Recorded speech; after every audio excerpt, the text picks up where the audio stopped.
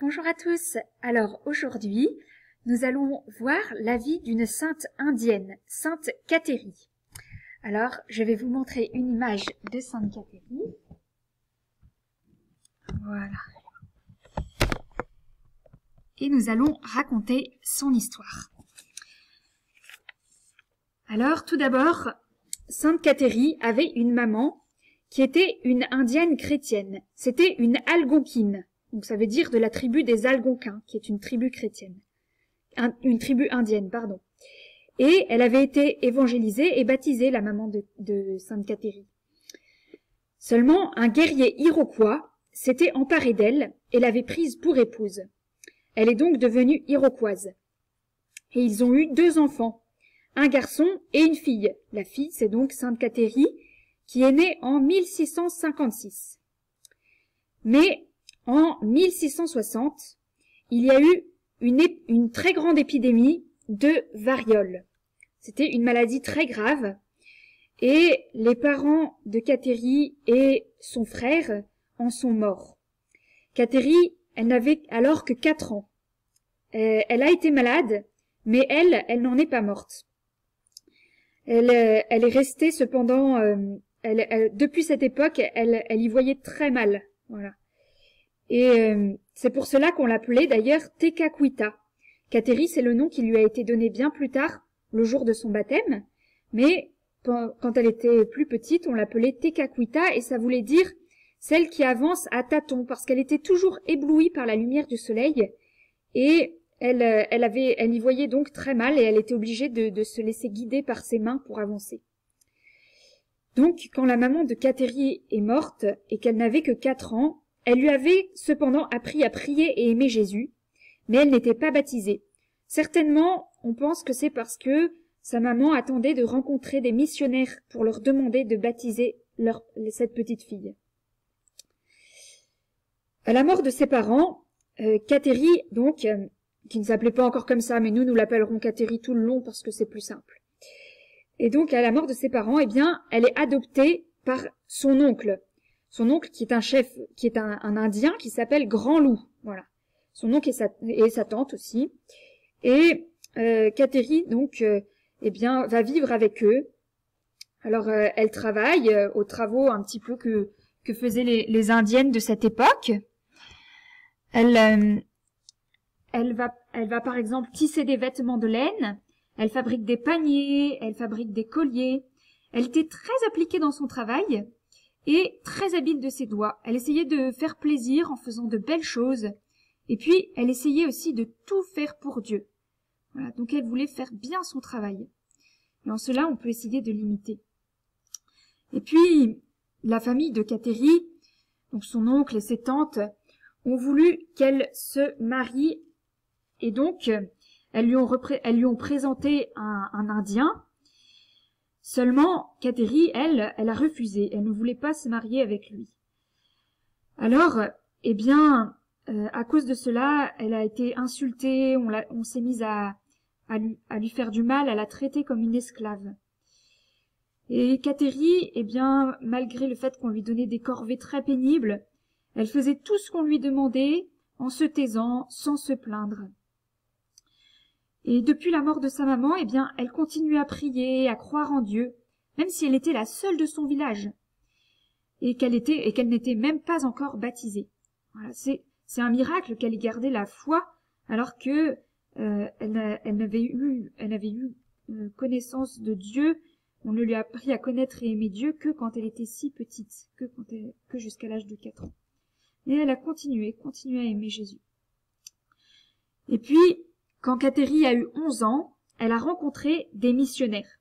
Alors les missionnaires, les Indiens, ils les appelaient les robes noires à cause de leur soutane. Voilà, c'était des missionnaires jésuites, donc qui venaient pour évangéliser ces Indiens qui habitaient dans un endroit, c'est au Canada aujourd'hui. Voilà. Et Cathérie, eh bien, elle les écoutait. Et elle aurait aimé être baptisée, mais malheureusement, les missionnaires repartent avant qu'elle ait osé le leur demander. Il faut dire que les missionnaires n'étaient restés que 3 jours. Voilà. Et donc, pendant plusieurs années, elle ne va pas avoir de missionnaire, mais il y en a qui vont revenir plus tard et qu'elle va pouvoir rencontrer. Voilà. Et donc, eh bien, elle a toujours le désir d'être baptisée, et cette fois-ci, eh bien, elle va demander le baptême à un missionnaire, voilà, qu'elle va rencontrer. Et ce missionnaire, eh bien, va lui dire, mais va la prévenir que ce sera difficile pour elle, parce que, eh bien, il sait que Grand Loup ne sera pas d'accord. Et donc, eh bien, il la prévient des difficultés, mais Kateri, elle est déterminée.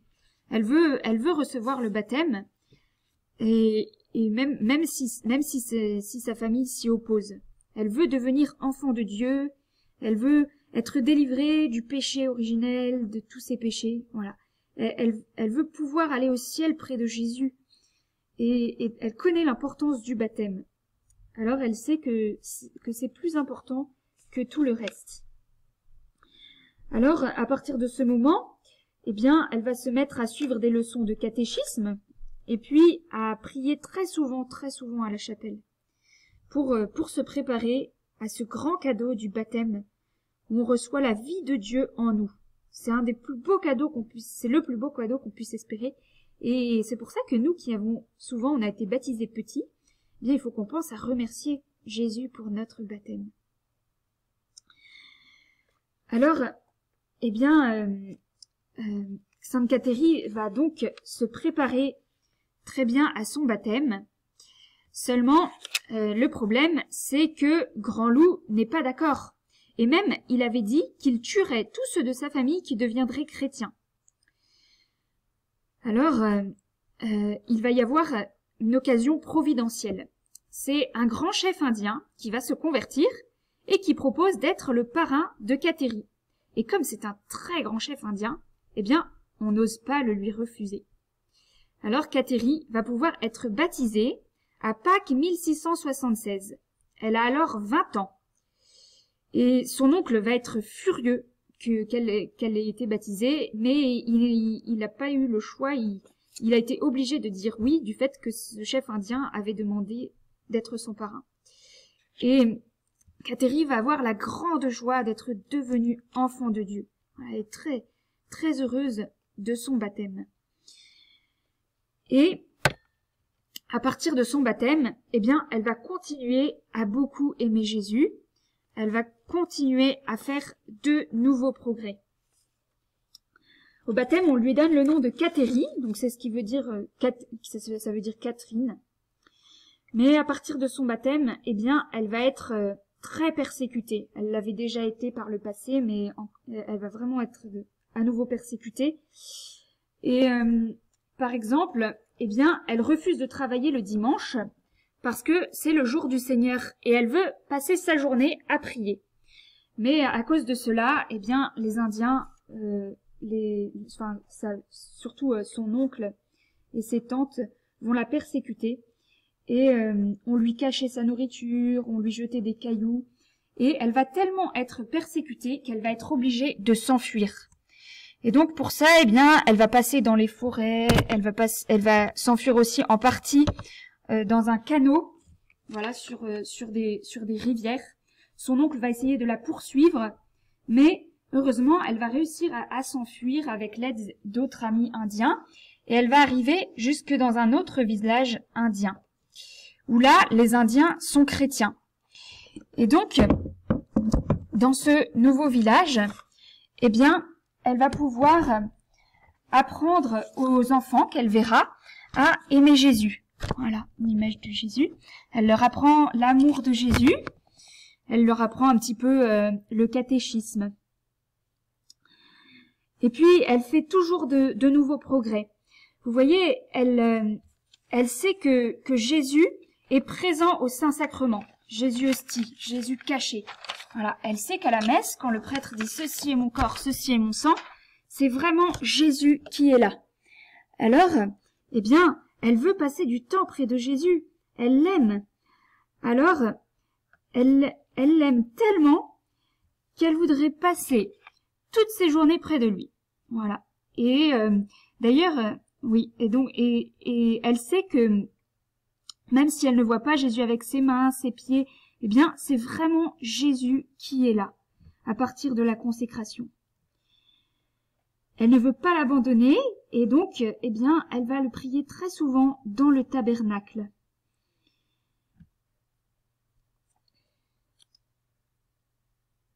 Elle continue et donc, elle va vouloir préparer sa première communion. Alors pour cela, elle va très souvent prier à la chapelle. Voilà. Et comme elle se dit qu'elle ne sera jamais assez prête pour sa première communion, eh bien, elle demande l'aide de Marie, de la Sainte Vierge. Elle se dit, mais oui, moi je n'arriverai jamais à être assez prête. Mais elle peut préparer mon cœur. Alors, eh bien, nous aussi, nous pouvons, avant de communier, demander à la Sainte Vierge qu'elle prépare notre cœur. C'est tellement beau de recevoir Jésus. Alors, Sainte Cathérie, eh bien, elle continue à travailler, mais elle se débrouille pour avoir toujours du temps pour prier.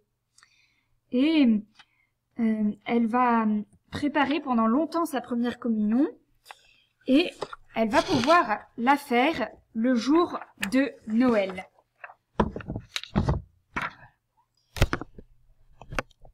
Voilà. Le jour de Noël, alors voilà comment ça s'est passé. Elle arrive très longtemps en avance pour prier à la chapelle et pour préparer son cœur. Et elle est tellement recueillie que, en la voyant, tout le monde se met à prier, toutes les personnes qui passent. Et puis, quand elle reçoit Jésus dans son cœur, elle est tellement heureuse qu'elle reste le plus longtemps possible à la chapelle avec Jésus.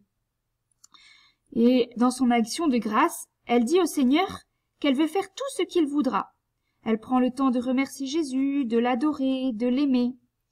Et dans son cœur, eh bien, elle va avoir le grand désir d'être tout à Jésus. Et après, eh bien, elle vivra une vie religieuse, un peu comme une religieuse, mais au milieu des Indiens.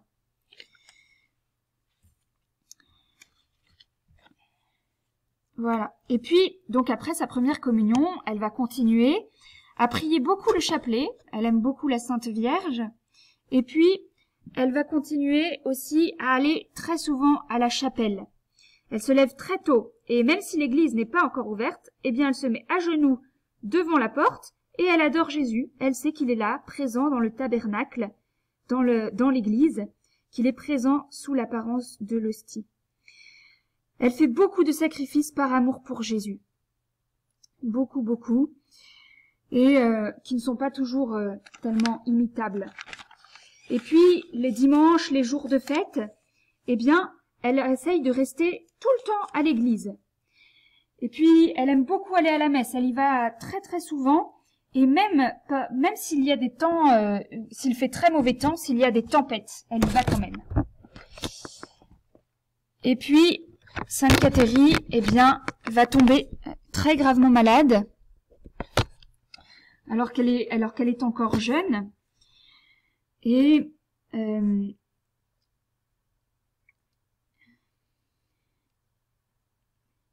oui, elle tombe malade. Et quelques jours avant sa mort, eh bien, elle peut encore recevoir la communion.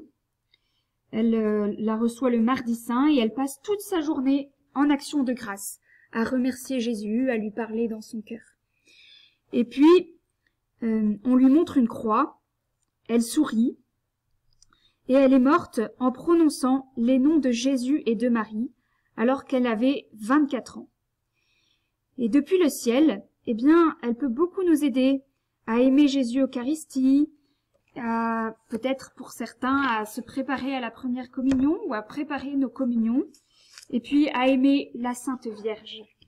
Alors, eh bien, on va prendre un petit temps de prière, comme elle qui aimait beaucoup la Vierge Marie. Au nom du Père, et du Fils, et du Saint-Esprit. Amen. Je vous salue Marie, pleine de grâce. Le Seigneur est avec vous. Vous êtes bénie entre toutes les femmes, et Jésus, le fruit de vos entrailles, est béni. Sainte Marie, Mère de Dieu, priez pour nous pauvres pécheurs, maintenant et à l'heure de notre mort. Amen. Notre-Dame des Neiges, priez pour nous. Sainte Cathérie, priez pour nous. Au nom du Père, et du Fils, et du Saint-Esprit. Amen. Et pour le mois prochain, on vous lance un défi, c'est de bien faire votre prière le matin et le soir.